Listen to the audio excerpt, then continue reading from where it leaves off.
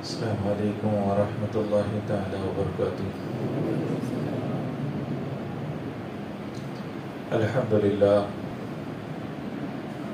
للہ الذی فضل سیدنا مولانا محمدا فصلی اللہ تعالی علیہ وسلم علی العالمین جميعا وأقامه يوم القيامة للمذنبين المتلوثين الخطائين الهالكين شفيعا فصلى الله تعالى عليه وسلم وبارك عليه ومن هو محبوب ومرضي لديه صلاة تبقى وتدوم بدوام ملك الحي القيوم ونشهد أن لا إله إلا الله وحده لا شريك له ونشهد أن سيدنا مولانا محمدا عبده ورسوله بالهدى ودين الحق أرسله أما بعد فأعوذ بالله من الشيطان الرجيم بسم الله الرحمن الرحيم إن الذين آمنوا وعملوا الصالحات كانت لهم جنات الفردوس نزلا صدق الله العظيم وبلغنا رسوله النبي الأمين المتين الكريم ونحن على ذلك لمن الشاهدين والشاكرين والحمد لله رب العالمين۔ ایک مرتبہ دل کی اتھاہ گہرائیوں سے نبی پاک جناب احمد مصطفیٰ محمد مصطفیٰ روحی فدا صلی اللہ تعالی علیہ وسلم کے دربار گوہربار میں ہدیہ درود پاک پیش فرما لیں۔ اللہم صل علی سیدنا مولانا محمد وعلی آل سیدنا مولانا محمد وبارک وسلم صلو علیہ صلاۃ و سلام علیک یا رسول اللہ صلی اللہ تعالی علیہ وسلم۔ گزشتہ جمعہ سے پہلے 2 جمعہ میں نے مکۃ المکرمہ اور اس کی فضیلتوں کے بارے میں آپ کے سامنے کچھ باتیں رکھی تھی۔ یہ وقت چونکہ حجاج اکرام کے روانگی کا ہے، قافلے شروع ہو گئے ہیں جانا، تو ایک مذہبی تصور ہمارا یہ اٹھتا ہے کہ آخر کیوں آدمی زندگی میں خانہ کعبہ کو دیکھنا چاہتا ہے اور نبی پاک صلی اللہ تعالی علیہ وسلم کی بارگاہ میں حاضری دینا چاہتا ہے۔ اس سلسلے میں نے کئی ایک باتیں آپ سے عرض کی تھیں کہ زندگی میں ایک مرتبہ ہی حج فرض ہوتا ہے، باقی جتنی مرتبہ انسان جاتا ہے وہ حج فرض نہیں ہے، حج نفل ہے۔ اب حج کے دوران 2 ہی چیزیں ہوتی ہیں، یا تو آدمی مکۃ المکرمہ میں رہتا ہے یا پھر مدینہ پاک میں رہا کرتا ہے۔ مکۃ المکرمہ میں جب رہتا ہے تو ایام مخصوصہ میں جو حج کے ارکان ہیں اگر ان کو چھوڑ دیا جائے، وہ تو 4-5 ہی دن جو ہیں وہ حج کے ہیں۔ مینا میں ایک دن، مینا میں کچھ دنوں ٹھہرنا ہے، عرفات ایک ہی دن جانا ہے، مزدلفہ ایک ہی شام رہنا ہے، باقی دنوں میں کنکری وغیرہ کا معاملہ رہتا ہے۔ اسی وجہ سے حجاج اکرام مدینہ پاک مینا میں ٹھہرتے ہیں، اور پھر اس کے بعد طواف زیارت ہے، سعی ہے، قربانی ہے، یہ اعمال ہونے کے بعد یا ہونے سے پہلے حجاج اکرام رہتے کہاں پر ہیں؟ کہتے ہیں یا تو مکۃ المکرمہ میں۔ کرتے کیا ہیں؟ کا کمال ہے ایک پتھر کی عمارت کے گرد گھومتے رہتے ہیں، ایک پتھر کی عمارت کے گرد گھومتے رہتے ہیں۔ بظاہر وہ پتھر ہے لیکن اس کی اہمیت کتنی ہے اس کے بارے میں قرآن پاک نے جب حضرت ابراہیم علیہ السلام نے اس پتھر کی عمارت کو بنایا تھا تو رب العزت نے کہا آپ اعلان کریں، کہا مولا میں کتنی دور تک میری آواز جائے گی؟ ارشاد فرمایا کہ کہنا تمہارا کام ہے اور پہنچانا میرا کام ہے۔ انہوں نے اس وقت اعلان کیا تو روئے زمین پر جتنے بھی افراد موجود تھے ان تک وہ آواز پہنچی، یہاں تک کہ عالم ارواح میں روحوں کو بھی یہ آواز پہنچی۔ اللہ رب العزت پہنچانے پر قادر ہے، اس نے اس آواز کو پہنچایا۔ اور روایتوں میں یہ بھی آتا ہے کہ جس روح نے جتنی مرتبہ لبیک اللہم لبیک کہا ہوگا وہ اتنی مرتبہ خانہ کعبہ کی زیارت سے مشرف ہوگی، حج کی سعادت اسے میسر آئے گی۔ تو یہ تو 6000 7000 8000 سال پہلے کی بات ہے جب یہ کہا گیا۔ تو بڑی کشش ہے اس آواز میں، بہت کشش ہے اس آواز میں، اور بہت کشش ہے اللہ کے اس گھر میں کہ آدمی کھینچا چلا جاتا ہے، اسے دیکھتا ہے تو نظریں ہٹانے کا دل نہیں کرتا، چھو لیتا ہے تو سکون میسر آ جاتا ہے۔ اگر اپنے گناہوں کی معافی مانگنا یہ دل میں بات آتی ہے تو اسی کے غلاف کو پکڑ کر کے دعا مانگتا ہے کہ مولا اپنے اس گھر کے صدقے میں میرے گناہوں کو معاف فرما دے۔ تو جانے والے یا تو مکہ المکرمہ میں حاضری دیا کرتے ہیں اور پھر مدینہ المنورہ۔ مدینہ المنورہ ہمارے لیے بہت اہم مقام ہے، بہت اہم مقام ہے۔ بلکہ ہم اگر عقیدے کے طور پر دیکھیں تو یہ بتائیں، نبی پاک صلی اللہ تعالی علیہ وسلم کو دنیا میں بھیجنا اگر مقصد نہ ہوتا تو نہ آدم ہوتے، نہ خانہ کعبہ ہوتا، نہ مسجد حرام ہوتی، اور نہ ہی کوئی خانہ خدا ہوتا۔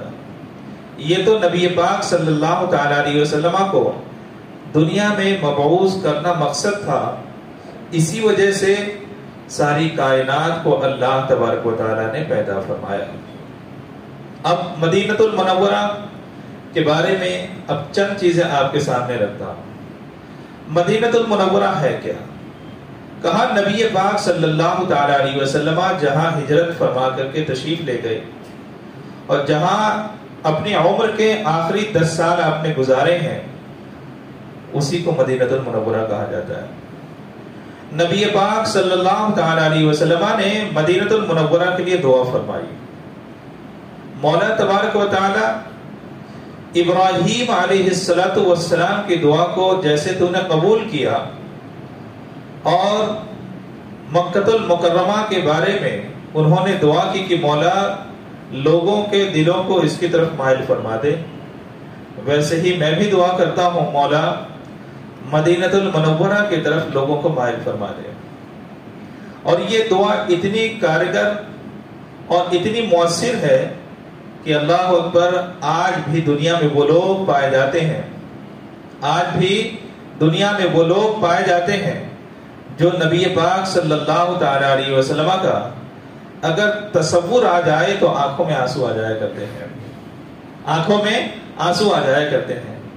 کیا ایک مومن کی خواہش نہیں ہوتی کہ مولا رب العزت ہم نے تیرے محبوب کو جیتی جاگتی آنکھوں سے تو نہیں دیکھا، مولا کم سے کم خواب میں زیارت ہو جائے۔ ایک آدمی کو کون سی طاقت ہے جو مجبور کر رہی ہے رونے پر؟ کہا وہ دنیا کی طاقت نہیں ہے، وہ رسول اللہ کی محبت کی طاقت ہے۔ نبی پاک صلی اللہ تعالی علیہ وسلم کی محبت ایسی ہے۔ حضرت عبد الرحمن جامی، نبی پاک صلی اللہ تعالی علیہ وسلم نے اپنے بارے میں ارشاد فرمایا کہ جس نے حج کیا اور میری زیارت نہ کی تو گویا کہ اس نے میرے اوپر جفا کیا، میرے اوپر ظلم کیا۔ اچھا سرکار اپنے یہاں بلانا کیوں چاہتے ہیں؟ کیا ان کا کوئی فائدہ ہے؟ آپ جائیں نہ جائیں سرکار تو سرکار ہی ہیں، سرکار تو سرکار ہی ہیں اور سرکار ہی رہیں گے۔ اور یہ دنیاوی سرکاروں کی طرح تو ہے نہیں کہ اب ہیں تب نہیں، تب ہیں اب نہیں۔ ان کی سرکاری تو ایسی الحمدللہ جنت میں بھی سرداری چلے گی، ان کی تو سرداری ایسی جو چھننے والی تو ہے نہیں۔ ہم جائیں نہ جائیں ان کی سرداری پر کوئی فرق پڑنے والا نہیں ہے۔ ان کی سرداری پہ کوئی فرق پڑنے والا نہیں ہے. لیکن کیوں سرکار نے ہمیں رغبت دلائی کہ جس نے حج کیا اور میری زیارت نہ کی اس نے گویا کہ میرے اوپر جفا کیا. آخر کیوں پیغمبر نے فرمایا؟ تو سنو، پیغمبر نے اپنی خاطر نہیں فرمایا، یہ ہماری اور آپ کی خاطر فرمایا. نبی پاک صلی اللہ تعالی علیہ وسلم کی حیات مبارکہ میں صحابہ کرام نے عرض کیا تھا، اللہ کے پیغمبر، آج جو لوگ حج کرنے آتے ہیں یا جو لوگ چاہتے ہیں آپ کی زیارت کر لیتے ہیں، آپ کی زیارت جو کرنا چاہتے ہیں وہ کر لیتے ہیں. اے اللہ کے پیغمبر، آپ کے بعد جب آپ ظاہری دنیا میں نہیں رہیں گے، ظاہری حیات میں نہیں رہیں گے، اے اللہ کے پیغمبر تب کیا ہوگا؟ تب کیا ہوگا؟ پیغمبر نے اس وقت ارشاد فرمایا تھا کہ من زارا قبری وجبت لہو شفاعتی، جس نے مجھے نہ دیکھا کوئی بات نہیں، میری قبر کو بھی دیکھ لیا تو اس کے لیے میری شفاعت واجب ہو جائے گی. یہ قیامت تک کے مسلمانوں کے لیے ہے، یہ قیامت تک کے مسلمانوں کے لیے ہے. کیا مطلب؟ میری قبر کی زیارت کرنا یہ میرے لیے کوئی فائدہ مند نہیں ہے، سود مند نہیں ہے، لیکن آنے والے کے لیے بہت زیادہ فائدہ مند ہے کہ وہ میری شفاعت کا مستحق ہو جائے گا کل قیامت میں. کل قیامت میں میری شفاعت کا مستحق ہو جائے گا. تو بتاؤ فائدہ ان کا تھا یا ہمارا ہے؟ یقیناً فائدہ ہمارا ہے، اور انہوں نے اپنے کرم سے یہ فائدہ ہمیں عطا فرمایا، اپنے کرم سے یہ فائدہ ہمیں عطا فرمایا. اب دیکھو حضرت عبد الرحمن جامی کے بارے میں آپ نے سنا، بہت بڑے عالم، سرکار کائنات صلی اللہ تعالی علیہ وسلم سے بے پناہ محبت کرنے والے، بے پناہ محبت کرنے والے. آپ کو پتا ہے آپ ایک مرتبہ حج کے لیے تشریف لے گئے، حج کرنے کے بعد مدینہ المنورہ نہیں گئے، واپس گھر جانے لگے، واپس گھر جانے لگے، سرکار کی بارگاہ میں گئے ہی نہیں. لوگوں نے کہا عبد الرحمن تم اتنی اللہ کے رسول سے محبت کرتے ہو، اللہ کے رسول کی بارگاہ میں نہیں جاؤ گے؟ حج تو کر لیا، خانہ کعبہ تو دیکھ لیا، زمزم پینا تھا پی لیا، سارے ارکان ادا کرنا تھا کر لیا، کیا سرکار کی بارگاہ کو چھوڑ کر کے چلے جاؤ گے؟ سرکار کی بارگاہ کو چھوڑ کے چلے جاؤ گے؟ سارا قافلہ جو تھا حضرت عبد الرحمن جامی کا، وہ مدینہ المنورہ یعنی خانہ کعبہ، جب مکہ المکرمہ سے حج ہو گیا تو حج ہونے کے بعد وہ مدینہ منورہ آنے لگا. لیکن حضرت عبد الرحمن انہوں نے اپنا سامان باندھا، قافلے سے علیحدگی اختیار کر لی، کہا مدینہ المنورہ نہیں جاؤں گا، میں مدینہ المنورہ نہیں جاؤں گا. ہم جیسے ظاہری آنکھیں ہوتی تو نہ جانے کیا کیا بولتے ہیں کہ کیسا شقی انسان ہے، کیسا کٹھور دل ہے کہ جس پیغمبر کے صدقے میں اللہ نے حج عطا فرمایا ہے آج انہی کی بارگاہ میں حاضری نہیں دینا چاہتا. لیکن آپ کو پتا ہے جو بڑوں کے قریب رہا کرتے ہیں وہی ان کا مزاج جانا کرتے ہیں، وہی ان کا مزاج جانا کرتے ہیں. چنانچہ ان کے جو قریب تھے، محبین تھے، وہ حضرت عبد الرحمن جامی کی بارگاہ میں حاضر ہوئے، عرض کیا حضور معاملہ تو کچھ اور ہے، پیغمبر سے تو آپ اتنی محبت فرمائیں کہ کوئی رات ایسی نہ جائے کہ آپ درود پاک نہ بھیجیں، اور یہاں آ کر کے مکہ المکرمہ سے واپس جا رہے ہیں، یہاں آ کر کے مکہ المکرمہ سے گھر واپس جا رہے ہیں. آپ کی آنکھیں ڈبڈبا گئیں، آنسو آنے لگے، بے تحاشا رونے لگے، اور پھر ارشاد فرماتے ہیں میں اس بات سے ڈرتا ہوں کہ کہیں پیغمبر مجھ سے سوال نہ کر دے کہ عبد الرحمن جامی جب میری ہی بارگاہ میں آنا تھا تو حج کا سہارا کیوں لے لیا؟ حج کا سہارا حج کرنا تھا اس لیے میری بارگاہ میں آئے ہو. یہ بہت بڑی بات ہوا کرتی ہے، یہ بہت بڑی بات ہوا کرتی ہے. عبد الرحمن جامی بے تحاشا رونے لگے اور کہا کہ اگر سرکار نے یہ پوچھ دیا کہ حج کے بہانے سے میرے پاس آئے ہو، ارے بغیر بہانے میرے پاس آنا تھا نا، بغیر بہانے. بھائی اصل مراد حاضری تو اس پاک در کی ہے. اللہ نے فرمایا نا نبی پاک صلی اللہ تعالی علیہ وسلم کی وجہ سے حج ملا نا، حج ملا. اب کوئی حج کرنے جائے اور پھر سرکار کی بارگاہ میں جائے تو اس کو یہ اپنے دل میں رکھنا چاہیے کہ ہم سرکار کی بارگاہ کی حاضری کو وسیلہ بنائیں گے اپنے حج کی قبولیت کے لیے. حج کے قبولیت کے لیے. چنانچہ حضرت عبد الرحمن جامی بولتے رہے کہ کہیں سرکار نے سوال کر دیا حج کرنا تھا اس لیے آئے ہو؟ اللہ اکبر. روتے رہے غش کھا کر کے گر گئے. اور جب ہوش آیا ارشاد فرماتے ہیں میں اسی لیے اپنے گھر جا رہا ہوں, گھر جاؤں گا اور وہاں سے صرف رسول اللہ کا قصد کر کے دوبارہ مدینہ پاک آؤں گا. میں خانہ کعبہ کو حج کرنے کے لیے آ رہا ہوں, خانہ کعبہ کو دیکھنے آیا ہوں, اس لیے مدینہ پاک نہیں جانا چاہتا ہوں, بلکہ مدینہ پاک کی حاضری جو ہے وہ اصل مراد ہے کہ اللہ تبارک و تعالیٰ نے حج جیسی جو نعمت ہمیں عطا فرمائی ہے وہ بھی نبی پاک صلی اللہ تعالی علیہ وسلم کے صدقے میں عطا فرمائی ہے. اب آئیے نبی پاک صلی اللہ تعالی علیہ وسلم کی پیدائش سے 1000 سال پہلے ایک بادشاہ حمیر بن وردہ گزرا ہے جس کا لقب تھا تبع. قرآن پاک میں یہ دو مقام پر لفظ آیا ہے, اہم خیر ام قوم تبع, اہم خیر ام قوم تبع. کہتے ہیں یہ تبع اس کا لقب تھا, اچھا بادشاہ تھا, ذہین بادشاہ تھا. اس کا دارالسلطنت یمن تھا, دارالسلطنت اس کا یمن تھا, اور اللہ نے پوری روئے زمین کی بادشاہت اسے عطا فرمائی تھی, پورے روئے زمین کی بادشاہت عطا فرمائی تھی. ایک مرتبہ اس کے دل میں آیا کہ میں اپنے سلطنت کا معائنہ کروں. چلو سیر کے لیے تفریح کے لیے نکلتے ہیں. بڑے لوگ جب نکلتے ہیں تو بڑی شان و شوکت کے ساتھ نکلتے. کہتے ہیں لاکھوں کا لشکر بھی تھا جو اس کے ساتھ تھا, لیکن چونکہ بہت ذہین تھا اور دنیا دار نہیں تھا, دیندار تھا, اب اس نے اپنے ساتھ اس وقت کے پوری دنیا میں جو جید اس زمانے کے علماء پائے جاتے تھے وہ بھی 400 لے لیے, وہ بھی اپنے ساتھ 400 کو لے لیا. وہ چونکہ عقل مند تھا اس لیے کہ دینداروں کو بھی ساتھ رکھتا تھا کہ اس بات کا احساس ہو حقیقت میں رہنمائی کرنے والے یہ دیندار ہی افراد ہوا کرتے ہیں. چنانچہ لاکھوں کا لشکر لیا, روئے زمین پر جہاں جاتا تھا, چونکہ بادشاہ تھا نا, پورے روئے زمین کا بادشاہ تھا, لوگ اس کا باہر نکل کر کے استقبال کرتے تھے اور اس کی خاطرداری کیا کرتے تھے, اس کی شان میں قصیدے کہا کرتے تھے اور اس کی تعریف کیا کرتے تھے. جہاں گیا ایسے ہی ہوا.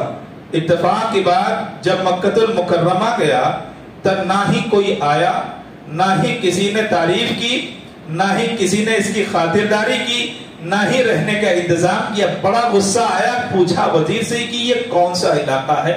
کہا حضور یہ مکہ المکرمہ ہے, یہاں اللہ کا گھر ہے, یہاں اللہ کا گھر ہے. یہاں دنیا میں لوگ جو آیا کرتے ہیں وہ اللہ کے گھر کی زیارت کے لیے آیا کرتے ہیں.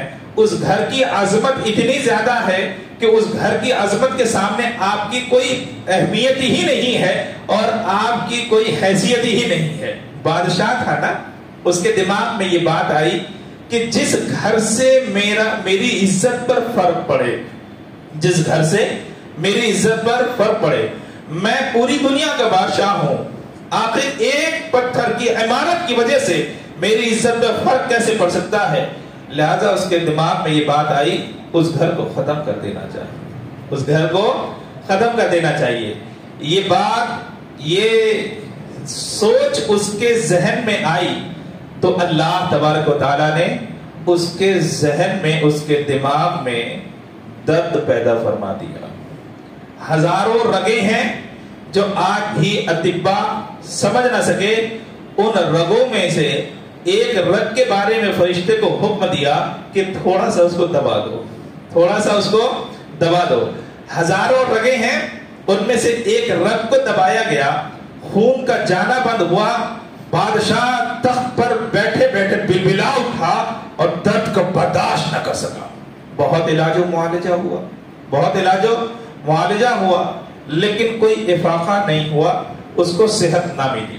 آخر میں اس نے ایک عالم ربانی کو بلا کر 400 لوگوں کو بھی تو لے کے آیا تھا, لاکھوں کا لشکر تھا, انہی لاکھوں کے لشکر میں 400 عالم ربانی بھی تو تھے. چنانچہ ان کو بلایا, عرض کیا کہ معاملہ ایسا ہے، ایسا درد تو کبھی اٹھا ہی نہیں تھا کہ جو ختم نہ ہو. درد تو بہت بار ہوا لیکن ختم ہو جایا کرتا ہے، اور جب نہیں ختم ہوتا تو دواؤں کے ذریعے سے اسے ختم کیا جاتا ہے. یہ کیسا درد ہے کہ ختم ہونے کا نام نہیں لے رہا. رات کی تنہائی میں عالم ربانی نے کہا تھا اگر میری جان کی امان ہو تو ایک بات پوچھوں، اگر میری جان کی امان ہو تو ایک بات پوچھو. بادشاہ نے کہا ضرور پوچھو. ارشاد فرمایا کیا بادشاہ نے اپنے دماغ میں کوئی غلط خیال کو بھی لایا ہے؟ کوئی غلط خیال لایا ہے؟ بہت غور کرنے کے بعد کہا ہاں ابھی چند دنوں پہلے میرے دماغ میں یہ بات آئی تھی کہ میں خانہ کعبہ کو گرا دوں. عالم ربانی نے کہا عام انسان کا گھر اگر کوئی گرائے تو آدمی گرانے نہیں دیتا، رب کائنات کا کوئی گھر گرائے تو وہ کیسے گرانے دے گا؟ ابھی تو دماغ کی ایک رگ دبی ہے، اگر وہی رگ پھٹ جائے تو بادشاہ کیا آپ سلامت رہ پائیں گے؟ آپ کیا سلامت رہ پائیں گے؟ اللہ اکبر. بادشاہ کو اس بات کا جب احساس ہوا، رات کی اسی تنہائی میں اس نے اللہ کی بارگاہ میں توبہ کی، گڑ گڑایا اور دین ابراہیمی کو قبول کر لیا. کمال ہے رحیم کی بارگاہ میں جھک جائے تو وہ بھی رحم و کرم کے فیصلے فرمایا کرتا ہے. کہتے ہیں کہ ابھی بادشاہ کے ہاتھ نیچے نہیں آئے تھے، اس کے سر کا درد مکمل طور پر نیچے آ چکا تھا. جب افاقہ دیکھا رب پر یقین کامل ہو گیا. اس بادشاہ نے طواف کعبہ کیا، حج بھی کیا، اور یہ دنیا کا پہلا بادشاہ تھا جس نے خانہ کعبہ پر پہلی مرتبہ غلاف چڑھایا تھا. اس زمانے میں خانہ کعبہ میں دروازے نہیں تھے. اس نے باقاعدہ اثر نو تعمیر کر کے خانہ کعبہ میں دروازہ بنوایا اور اس میں سونے کا تالا لگوایا اور سونے کی چاندی بنوا کر کے وہاں کے لوگوں کے حوالے کی. باقاعدہ طواف مسجد حرام کا جو حصہ ہے اس کی پیمائش کر کر دیواریں اٹھائی اور وہاں پہ مسجد حرام، وہاں پہ عمارتیں بنوائی. آج جہاں پر مسجد حرام ہے وہ کس نے کیا؟ کہا یہی دبا بادشاہ تھا جس نے پہلی مرتبہ خانہ کعبہ میں دروازہ بھی لگایا اور باقاعدہ طور پر خانہ کعبہ پر غلاف بھی ڈلوایا، اور خوشبو کا جو سب سے پہلے اور سب سے بہترین انتظام کرنے والا تھا یہی بادشاہ تھا. اب مکہ المکرمہ سے ہو کر کے اب ان عالموں سے اس نے کہا کہ اب ہم دوسرے حصے میں چلتے ہیں. چنانچہ کہتے ہیں اس وقت مدینہ پاک نہیں تھا. کہتے ہیں گھومتے گھماتے جب مدینہ پاک کے اس حصے پہ پہنچے یہ لوگ تو ان کے علماء نے کہا ہم نے جن کتابوں کو پڑھا تھا اس کشش کو ہم اس زمین میں پاتے ہیں. چنانچہ وہاں پہ کچھ دنوں کے لیے رک گئے.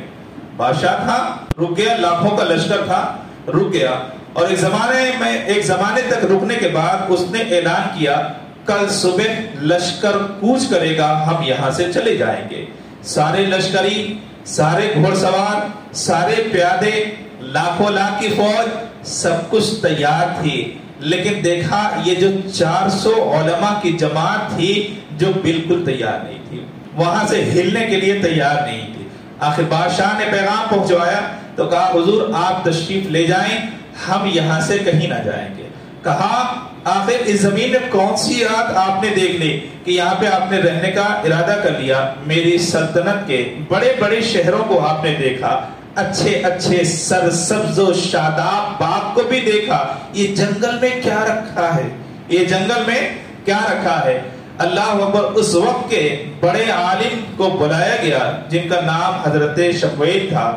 ان کو بارگاہ میں لایا گیا. کہا کون سی ایسی بات دیکھ لی؟ کہا حضور ہم جس دن سے زمین پر آئے ہیں جو تورات اور انجیل میں ہم نے باتیں پڑھی تھی کہ اس زمین پہ ایک زمین کا ایسا بھی خطہ ہے جس میں کشش ہوگی، اس کشش کو ہم محسوس کر رہے ہیں. اور محسوس کرنے کے بعد ہم یقین کامل کے ساتھ کہتے ہیں زمین کا یہی وہ خطہ ہے جہاں پر آخری پیغمبر آرام فرما ہوں گے، جہاں پر آخری پیغمبر آرام فرما ہوں گے۔ اللہ اکبر۔ بادشاہ تبا کے آنکھوں میں آنسو آ گئے، کہا یہ معاملہ ہے تو کیا زمین کے جتنے بھی اچھے اچھے شہر ہیں سرسبز و شادابی ہے، کیا اس جنگل کی خاطر اسے چھوڑا جا سکتا ہے؟ کیا اس جنگل کی خاطر اسے چھوڑا جا سکتا ہے؟ چنانچہ عالم ربانی نے کہا تھا آج جس کو آپ جنگل کہہ رہے ہیں وہ پیغمبر جب یہاں پہ قدم رکھ دے گا تو ساری دنیا کا مرکز یہی بن جائے گا۔ آپ جسے آج آپ جنگل کہہ رہے ہیں اس پیغمبر اعظم صلی اللہ تعالی علیہ وسلم کا جس دن اس جنگل میں قدم پڑ جائے گا اللہ تبارک و تعالی ساری دنیا کا مرکز بنا دے گا، اور حال یہ ہوگا کہ جسے آپ جنگل کہہ رہے ہیں دنیا کا سب سے بہترین شہر یہی ہوگا۔ آج یہاں پہ کھانے کے لیے کوئی بھی موجود نہیں ہے، کوئی کھلانے والا موجود نہیں ہے، لیکن دنیا کا سب سے بڑا دسترخوان یہی پر لگایا جائے گا۔ دنیا کا یہ واحد شہر ہوگا جس کی گلی اور کوچوں کے لیے اللہ تبارک و تعالی حفاظت پر فرشتوں کو متعین فرما دے گا۔ اللہ تبارک و تعالی حفاظت پر فرشتوں کو متعین فرما دے گا۔ اور سنو تبا، معاملہ یہاں تک بڑھے گا کہ اللہ تبارک و تعالی اس پیغمبر کے قبر کی زیارت کے لیے 70,000 فرشتے صبح بھیجے گا اور 70,000 فرشتے شام کے وقت بھیجے گا۔ ان کا مقام جاننا چاہتے ہو؟ اللہ انہیں یہ مقام عطا فرمائے گا۔ آج ظاہری طور پر یہ جو جنگل نظر آ رہا ہے یہ کل کا منگل ہے اور بہت بڑا شہر ہے، مرکز عقیدت ہے، مرکز عشق ہے۔ چنانچہ بادشاہ نے کہا آپ اپنا فیصلہ سنائیں۔ کہا ہم نے فیصلہ کر لیا، ہم بھی یہیں پر آباد ہوں گے، ہماری نسلیں بھی یہیں پر آباد ہوں گی، ہماری نسلیں بھی یہیں پر آباد ہوں گی۔ بادشاہ بہت اچھا تھا، بادشاہ بہت اچھا تھا۔ اس نے وہاں پر 400 گھر تعمیر کرائے، ہر عالم کے لیے ایک گھر تعمیر کرایا کہ وہ اپنے اہل و عیال کے ساتھ یہیں پر بود و باش اختیار کر لے، یہیں پر رہ جائیں۔ ان کے لیے 400 گھر تعمیر کرائے گئے اور ان کے بال بچوں کو وہاں پر لا کر کے آباد کرایا گیا، اور اس جنگل کو کاٹ کر کے شہر کا شیپ دیا گیا اور اسے شہر بنایا گیا۔ اور آخر میں بادشاہ کے جب جانے کا وقت آیا تو اس نے کہا ابھی میں نہیں جاؤں گا۔ اس نے کیا کیا؟ ہر عالم کا گھر ایک منزل کا تھا، اس نے حکم دینا شروع کیا کہ ایک گھر ایسا بھی بنایا جائے جو 2 منزلہ ہو، جو 2 منزلہ گھر ہو۔ چنانچہ جب اس گھر کی تعمیر ہونے لگی تو بادشاہ نے ارشاد کیا کہ عام لکڑیاں جو گھر میں لگائی گئی ہیں وہ اس گھر میں نہ لگائی جائے، اس گھر میں ان لکڑیوں کا استعمال کیا جائے جس میں کیڑے نہیں لگا کرتے اور دیمک نہیں لگا کرتی۔ دیمک وہ ہے جو لکڑی کو کھا جایا کرتی ہے اور لکڑی ایک زمانے کے بعد کمزور ہو جایا کرتی ہے۔ چنانچہ اس نے یہ کہا کہ دنیا سے ان لکڑیوں کو اٹھا کر کے لایا جائے جسے کیڑے مکوڑے نہیں کھایا کرتے اور ہزاروں سال گزرنے کے باوجود بھی وہ کمزور نہیں پڑا کرتی، ایسی لکڑیوں کا اہتمام کیا جائے۔ ایسی لکڑیوں کا اہتمام ہوا، وہ گھر بننا شروع ہوا۔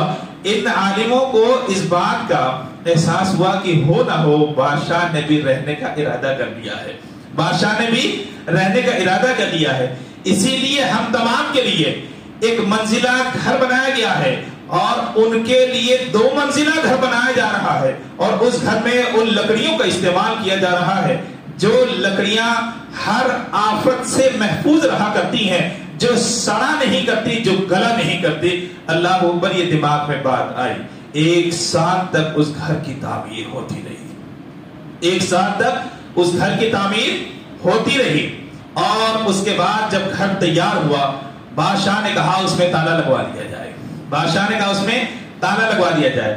تالا لگوایا گیا اور پھر چابی بادشاہ کی بارگاہ میں پیش کی گئی۔ اس وقت اس نے اپنے کاتب کو، اپنے رائٹر کو، لکھنے والے کو طلب کیا، اور پھر اس نے ایک خط لکھا تھا نبی پاک صلی اللہ تعالی علیہ وسلم کے نام، اور اس خط میں اس بات کا اظہار کیا کہ یہ تبا کی جانب سے یہ ایک معمولی سا بارگاہ رسول میں تحفہ ہے، اے پیغمبر آپ قبول فرمائیں، مجھے نہیں معلوم کہ آپ دنیا میں کب تشریف لائیں گے، لیکن میں اس بات کا اقرار کرتا ہوں کہ تبا آپ کے دین کا اقرار کرتا ہے اور آپ کے مذہب کو قبول کرتا ہے اور آپ کی رسالت کو قبول کرتا ہے۔ ہزاروں سال پہلے یہ خط لکھا گیا، اور جب یہ خط لکھا گیا اور وہ جو گھر کی چابی تھی، وہ حضرت شمویل کے حوالے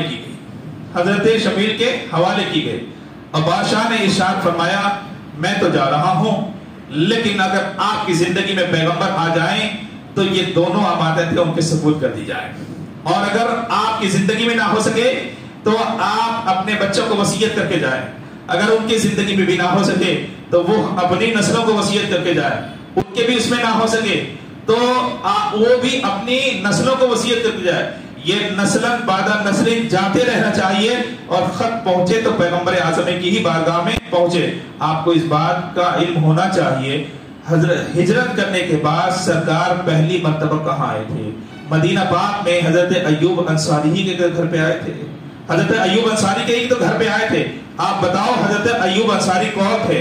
حضرت شمویل کے 22ویں پشت کی حضرت ایوب انصاری رضی اللہ تعالیٰ عنہ کی تھی۔ اس بات کا احساس ہونا چاہیے کہ حضرت شمویل سے جب 22ویں پشت ملتی تھی وہ حضرت ایوب انصاری رضی اللہ تعالیٰ عنہ کی، حضرت ایوب انصاری رضی اللہ تعالیٰ عنہ کی۔ کمال ہے، پیغمبر اعظم صلی اللہ تعالیٰ علیہ وسلم مدینہ پاک میں آئے تھے تو آپ اس بات کو اچھی طرح سے جانتے ہیں، ہر صحابی کی خواہش تھی نا، ہر صحابی کی خواہش تھی نا کہ پیغمبر میرے یہاں ٹھہر جائیں، ہر صحابی کی خواہش تھی کہ پیغمبر میرے یہاں۔ جلوس نکلا تھا جناب حضرت برا بن عازب رضی اللہ تعالی عنہ، بڑے جلیل القدر صحابی جنہوں نے بہت لمبی عمر پائی، اور ایک روایت کے مطابق 100 سال کی عمر پائی انہوں نے۔ وہ کہتے ہیں کہ مدینہ والوں کو میں نے اتنا خوش کبھی نہیں دیکھا تھا جتنا کہ انہوں نے پیغمبر اعظم کو دیکھنے کے بعد خوشی کا اظہار کیا تھا۔ سب سے زیادہ خوشی کا اظہار پیغمبر اعظم صلی اللہ تعالی علیہ وسلم کی آمد ہوئی نا 12 ربیع الاول شریف کو نبی پاک صلی اللہ تعالی وسلم مدینہ پاک پہنچے تھے نا، مدینہ پاک نبی پاک صلی اللہ تعالی وسلم مدینہ پاک پہنچے تھے۔ اب بتاؤ وہاں پر جتنے صحابہ تھے جناب اس کا نقشہ ہم نہیں کھینچ سکتے۔ اللہ اکبر، عورتیں گھر کے اوپر جا کر کے دیکھا کرتی تھی، ریگستان میں بہت دور تک دیکھا کرتی تھی، وہ چاند کب طلوع ہو جائے ہمیں معلوم نہیں۔ اللہ اکبر، حد یہ بتاؤ ایک درخت پہ چڑھنا کتنا مشکل ہوتا ہے، ایک درخت پہ چڑھنا کتنا مشکل ہوتا ہے، یہ بتاؤ اگر کوئی آپ کو یہ کہہ دیا جائے کہ ناریل کے درخت پہ چڑھ جاؤ تو کتنا اور زیادہ مشکل، ایک تو کہے گا اوپر سے نہیں چڑھا۔ لیکن آپ کو اس بات کا اندازہ ہونا چاہیے کھجور کا بھی درخت ایسے ہی پتلا ہوتا ہے اور وہ بھی لمبا ہوا کرتا ہے۔ صحابہ کی عقیدت ایسی تھی وہ درختوں پر اوپر تک چڑھ جایا کرتے تھے اور راستے کو دور سے دیکھا کرتے تھے کہ پیغمبر اعظم صلی اللہ تعالی علیہ وسلم آ رہے ہیں یا نہیں آ رہے۔ انتظار شدت کا تھا اور نبی پاک صلی اللہ تعالی علیہ وسلم مدینہ پاک جب پہنچے ہیں، اللہ اکبر، حضرت برا بن عازب کہتے ہیں مدینہ والوں کو 100 سال میں اتنا خوش میں نے نہیں دیکھا تھا جتنا کہ نبی پاک صلی اللہ تعالی علیہ وسلم کی آمد کے موقع پر انہوں نے خوشی کا اظہار کیا تھا۔ اللہ اکبر، جو ترانے گائے جا رہے تھے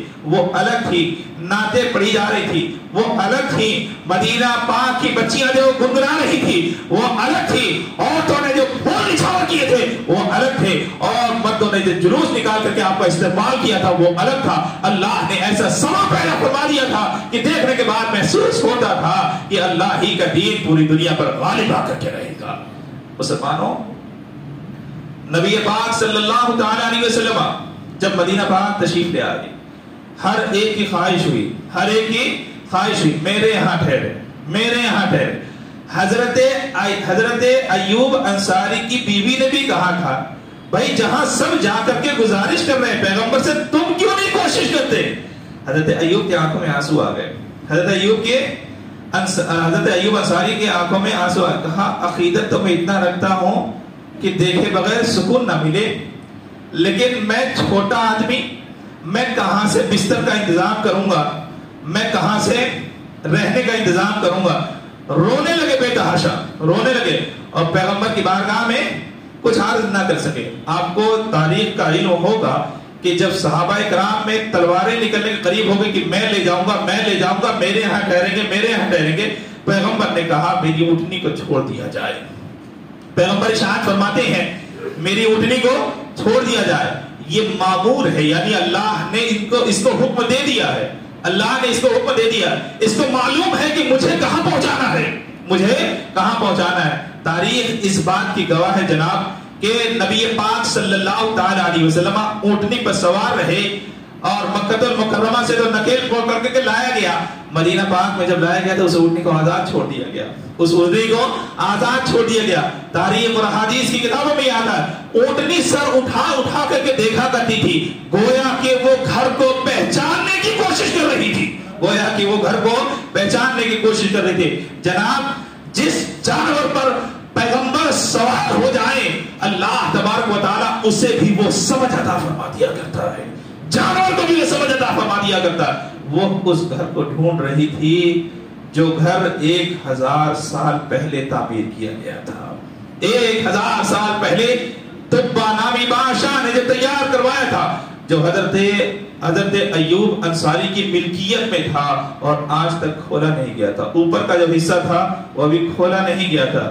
اللہ کو تاریخ گواہ ہے کہ پیغمبر اعظم صلی اللہ تعالی علیہ وسلم کو وہ اونٹنی لے کر کے اسی گھر کے سامنے بیٹھ گئی، لے کر کے گئی اور بیٹھ گئی. اور پیغمبر اعظم صلی اللہ تعالی علیہ وسلم نے آزمانے کے لیے دوبارہ اسے پوچھے مارے کہ اٹھ اب کہیں اور چلنا ہو تو چل. اونٹنی کھڑی ہوئی اور دوبارہ 2-4 قدم ادھر ادھر گھومنے کے بعد دوبارہ آ کر کے بیٹھی ہے تو وہی حضرت ایوب کے گھر کے پاس بیٹھی ہے.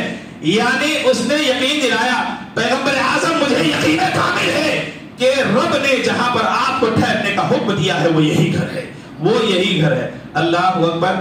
پیغمبر اترے، حضرت ایوب انصاری دوڑتے ہوئے آئے، صحابہ نے ان کو مبارکباد دی. مبارک ہو ایوب کی رسول پاک تمہارے گھر کے مہمان بنے ہیں، مبارک ہو ایوب کی رسول پاک صلی اللہ تعالی علیہ وسلم تمہارے گھر کے مہمان بنے. آپ کو ایک بات بتاؤں کہ نبی پاک صلی اللہ تعالی علیہ وسلم کی آمد سے سالوں سال کئی سال پہلے حضرت ایوب کے غلام تھے ابو یعلا. حضرت ایوب انصاری کے غلام تھے ابو یعلا. انہوں نے حضرت ایوب انصاری نے اس گھر کی چابی اور بادشاہ کا خط یہ دونوں ابو یعلا کو دیا، یہ دونوں ابو یعلا کو دیا. کہا ایوب کی زندگی میں پیغمبر آ جائیں تو تم حوالے کر دینا، اور اگر نہ آ سکے تو میری نسلوں کو وصیت کر کے جانا، میری نسلوں کو وصیت کر کے جانا. وہ کئی سال پہلے ابو یعلا کو حضرت ایوب انصاری نے دے دیا تھا، وہ خط بھی حوالے کر دیا تھا، چابی بھی حوالے کر دی تھی، اور ابو یعلا کو تاکید کی تھی کہ اگر زندگی میں آ جائے تو ٹھیک ورنہ میری نسلوں کو تم وصیت کر کے جانا. آپ کو اس بات کا علم ہونا چاہیے. حضرت ایوب انصاری جب نبی پاک صلی اللہ علیہ وسلم اونٹنی سے اترے، حضرت ایوب انصاری دوڑتے ہوئے آئے، سرکار کے پیروں کا بوسہ دیا، آپ کے دست اقدس کا بوسہ دیا. آنسو بے تحاشا نکل رہے تھے کہ جو سب سے پیچھے کھڑا تھا اللہ نے اسی کی قسمت کو سب سے مضبوط کر دیا اور سب سے بہتر کر دیا. آج میرے گھر کے مہمان بنے حضرت نبی پاک صلی اللہ تعالی علیہ وسلم. اور پھر آواز دے کر کے کہا ابو یعلا تم کہاں ہو؟ پیغمبر آ چکے ہیں. ابو یعلا تم کہاں ہو؟ پیغمبر آ چکے ہیں. چنانچہ سامان اتار کر کے لاؤ، سامان اتار کر کے لاؤ. نبی پاک صلی اللہ تعالی علیہ وسلم جب گھر کے اندر تشریف لے گئے تو سرکار نے کہا ابو یعلا تم ہی ہو، ابو یعلا تم ہی ہو. غلام نے چونک کر کے کہا اے پیغمبر میں نے تو کبھی آپ کو دیکھا نہیں اور آپ میرا نام تک جانتے ہیں. کہا آج سے نہیں 1000 سال پہلے سے جانتا ہوں، آج سے نہیں 1000 سال پہلے سے جانتا ہوں. ابو یعلا بھول گئے وہ خط کہاں ہے، وہ چابی کہاں ہے، وہ خط کہاں ہے، وہ چابی کہاں ہے. ابو یعلا حیران ششدر ہو گیا. عرض کیا کہ آپ کون ہیں؟ ارشاد فرماتے ہیں میں ہی پیغمبر اعظم ہوں، میں ہی پیغمبر اعظم ہوں. اللہ اکبر. ابو یعلا کے پاس کس نے رکھا تھا؟ کہا حضرت ایوب انصاری نے رکھا تھا۔ وہ 22ویں پشت کے بعد وہاں تک امانت پہنچی۔ 1000 سال پہلے کی باتیں سرکار مسکرا کر کے ارشاد فرمائے، سرکار مسکرا کر کے ارشاد فرماتے چلے جائیں۔ ارشاد فرمایا ابو یعلا چابی بھی لے کر کے آؤ اور تبا بادشاہ کا خط بھی لے کر کے آؤ۔ جب چابی لائی گئی، گھر کھولا گیا تو ایک بھی لکڑی اس کی خراب نہ ہوئی تھی، جو گھر 1000 سال پہلے تعمیر کیا گیا تھا۔ 1000 سال پہلے گھر تعمیر کیا گیا تھا۔ پیغمبر تشریف لے گئے اور پھر تبا کا خط پڑھ کر کے دیکھا، سرکار کی آنکھوں میں بھی آنسو آ گئے۔ ارشاد فرماتے ہیں تبا اگر تم ہمارے اوپر ایمان لائے ہو تو ہم نے بھی اپنے امتیوں میں تمہیں قبول فرما لیا ہے، اور کل قیامت کے دن ہماری شفاعت تمہارے لیے واجب ہو گئی ہے، ہماری شفاعت تمہارے لیے واجب ہو گئی ہے۔ مدینہ المنورہ کو اللہ تبارک و تعالیٰ نے بڑوں کا مرکز بنایا، اور آج پوری دنیا کا مرکز ہے۔ بتاؤ وہاں پر کیا ہے؟ اگر دیکھا جائے عقیدت کے لحاظ سے تو وہاں کیا نہیں ہے، سب کچھ تو وہیں پر ہے۔ اللہ کے رسول ہی کے صدقے میں اللہ نے ساری کائنات کو پیدا فرمایا، تو ظاہر سی بات ہے سب سے بڑے مرکز عقیدت کون ٹھہرے؟ وہ نبی پاک صلی اللہ تعالی علیہ وسلم ٹھہرے۔ اللہ تبارک و تعالی ہم سب کو پیغمبر کی محبت عطا فرمائے، آپ ہی کے نقش قدم پر چلنے کی توفیق عطا فرمائے، اور کل قیامت میں ہم سب کو آپ کی شفاعت عطا فرمائے۔